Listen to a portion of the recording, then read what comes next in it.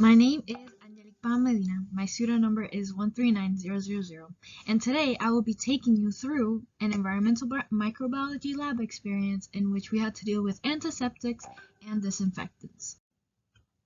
Okay, so the background on this lab is that we as the students must explore how unwanted microbial populations are controlled in everyday life. The definition for disinfectants provided by the reading states that disinfectants are used to describe any chemical compound used to destroy microorganisms on inanimate surfaces. Disinfectants range from those that will kill only a subset of microorganisms to those that are capable of sterilizing the treated surface. Disinfectants are fairly harsh with higher toxicity levels and therefore are seldom used on living surfaces. An example of a disinfectant would be bleach, which is a substance used in this lab. Now, the definition of antiseptics provided by the reading is, they are the chemicals used to sanitize living tissue.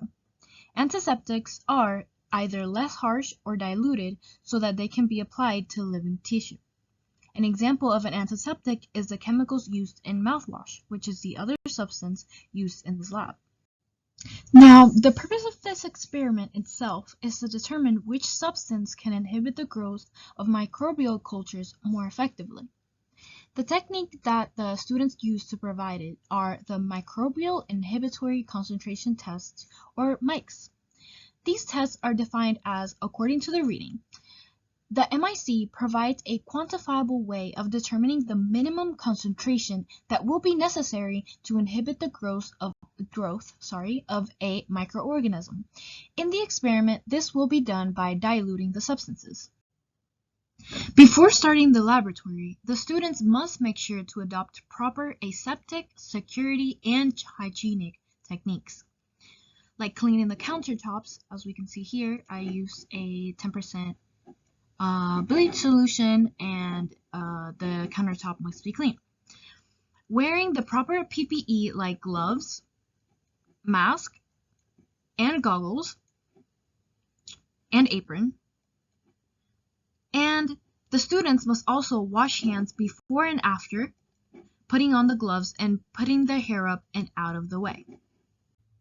Here is the list of materials needed for this lab.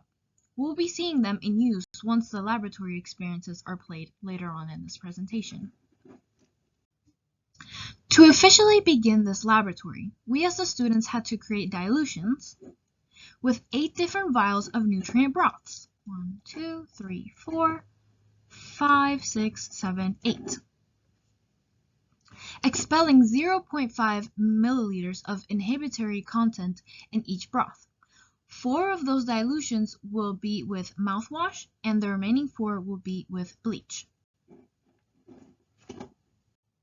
This video shows me using aseptic techniques and sterilizing my pipette before using it to prepare the dilutions. This was done after each and every dilution to minimize error. You can also see that the window is slightly cracked open because it is beneficial to do experiments in a room where there is ventilation as a security measure. It is important for the window to not be open completely since the wind may become a problem and may ruin the sterilization process. In this particular video, I show the process of extracting the 0.5 millimeters of antiseptic mouthwash and adding it using aseptic technique to the first nutrient broth, M1. I made sure not to touch the vial with a pipette and also made sure that the cap was near to closing it as soon as I introduced the mouthwash into the broth.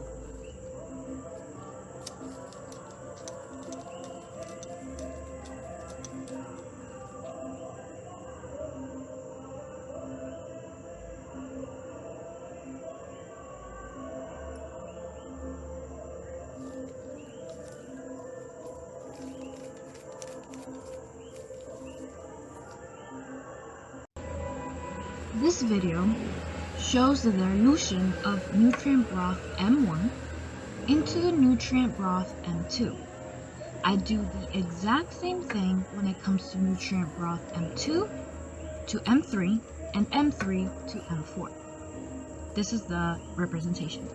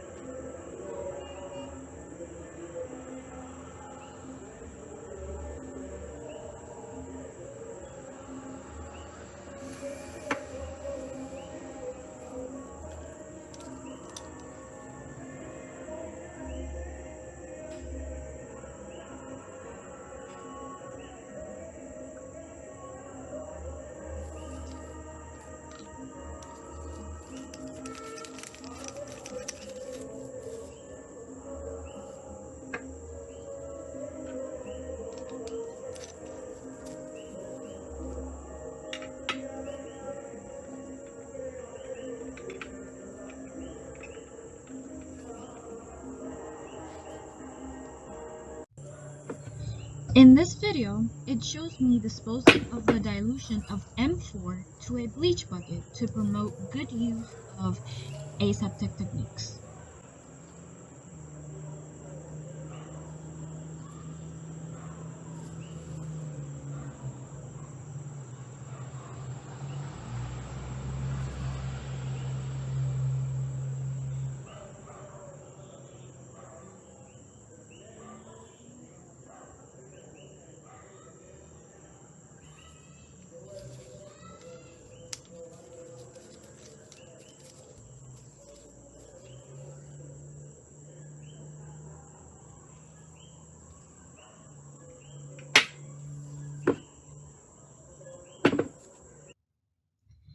This video shows the extraction of the pure concentration of bleach into the cultured broth B1. I expel some bleach back into the beaker of bleach since I wanted to get the right measurement of 0.5 milliliters of bleach to be correct.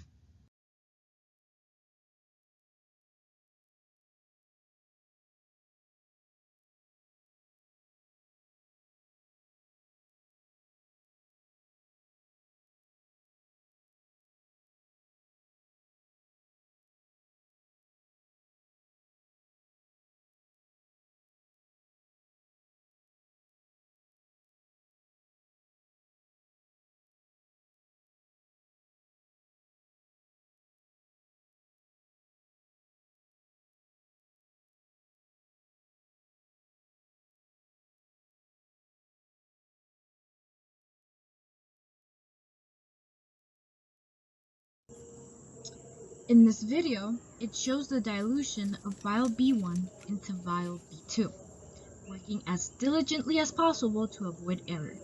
I repeat this process of dilution until the dilution in vial B4.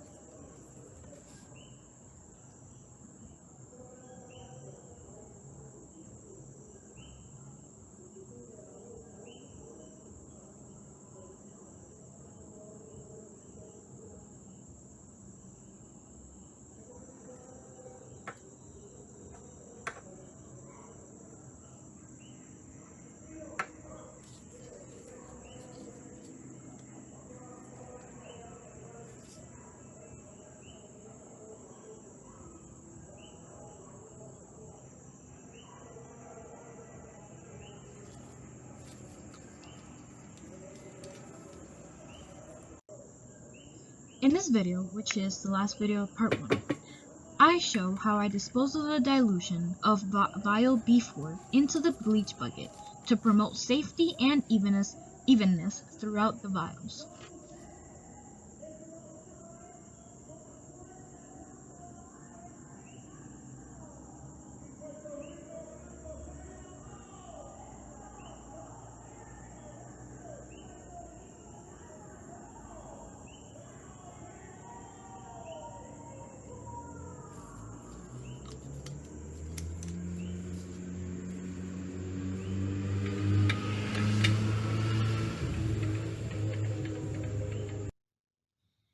In part 2 of this experiment, all vials must be inoculated with S. cerevisiae, which is yeast, from the stock vial prepared before. This microorganism is added to all vials and then one must incubate them to see which concentration is the minimum to inhibit said organism. This video shows the preparation of the stock where I add 0.25 milliliters of the yeast suspension into the stock vial using proper aseptic techniques. This vial will be used in the inoculations of the nutrient broths later on, which contain mouthwash and bleach.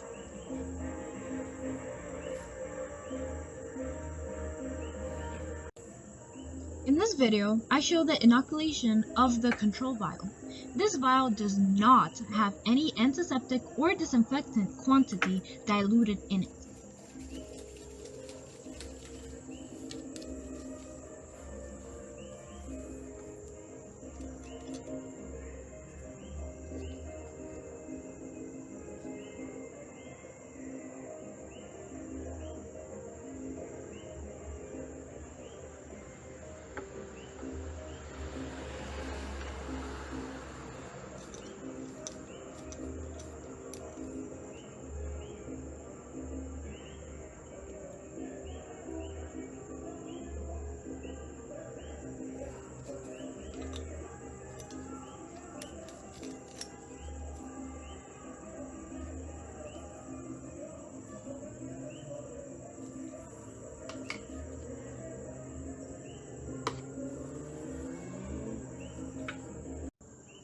In this video, I show the inoculation of the vial M1 with the yeast suspensions, 3 drops of it, which is the one with the most inhibitory concentration of mouthwash, M1. I repeat this same exact process for vials M2, M3, and M4, and vials B1, B2, B3, and B4, making sure that I do not touch the rim of the vial with the pipette and to work as diligently as possible. Once all the inoculations are done, it is time to incubate the 10 vials. Here is the area of incubation. As we can see, it is a kitchen counter, or below the kitchen counter, and it stays at room temperature, which is between 21 to 25 degrees Celsius, and also it blocks the access of direct light. Here is what the vials look like after 72 hours. Now it is time to analyze the results.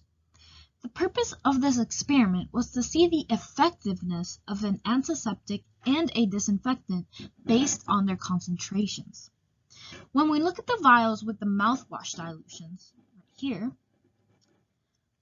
we can see that just after the initial dilution, growth started to form. So right after M1, M2 seems pretty foggy, and so do the rest. Whereas the bleach dilution started to show signs of yeast product after the second dilution. So we can see here, this is B1, it seems clear, B2 seems clear, but after B3 or after B2, we can see that it's cloudy, meaning that the concentration wasn't able to inhibit the growth. This allows me, as the student, to conclude that bleach is more effective as a disinfectant than mouthwash as an antiseptic, and also that the bleach minimum inhibitory concentration is 1 to 121. And that is it. Thank you for your attention, and I hope you have a wonderful day.